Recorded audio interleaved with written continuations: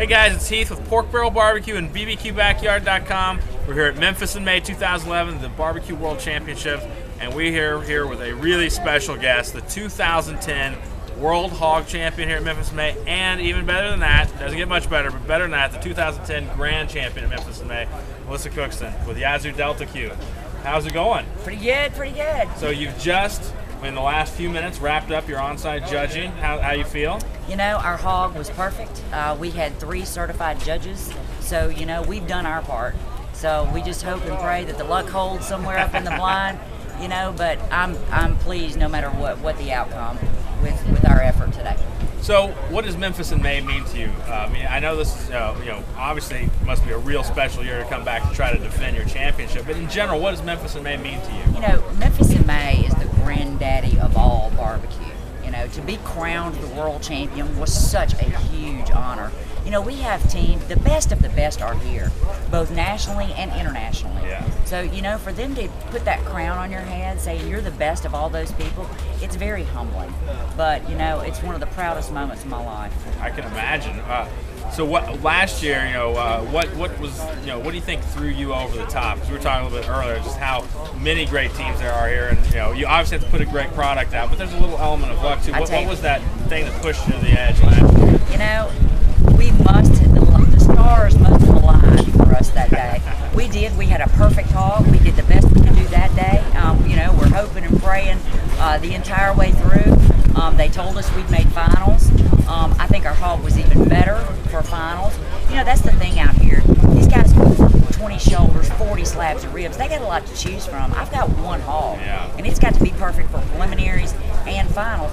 But I think most of the seasoned judges can appreciate the skill that it takes to go from preliminaries to finals with one piece of meat. Definitely. So, you know, hog rules any circuit, not just this circuit. Hog is the most difficult thing to cook. Yeah, I was going to ask you about that. You know, a lot of teams cook shoulders, ribs, or if they're KCBS, they're doing briskets and chicken. There's a lot of great teams out there that have never attempted to do the whole hog.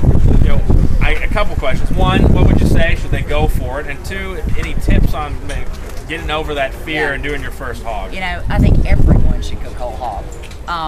Whole hogs are so multifaceted. You have to be able to protect and maintain the integrity of that little bitty loin while you get those big hams nice and tender. And it takes years and years of experience to be able to consistently do that perfectly. But, you know, it's worth doing because there is nothing like bacon off a smoked whole hog. Do you remember the first hog you cooked and what that was like? I do. You know, it was a huge hog. And I knew about the hams. I did not know necessarily about, hey, you know, we need to watch these, don't let so much heat get to the loins and so forth. But, you know, it turned out great. I mean, I came in 4th place, first hog I ever cooked. That's not bad. That's not bad. Most of us would take a 4th place any day. Yeah. So, just one tip that you give somebody the first time they're cooking a whole hog, like what is the one tip that they need to follow, or it's going to be a disaster? Quality meat. You know, I've seen people buy sausage hogs. You know, loin hogs do not have a whole lot of marbling in the fat.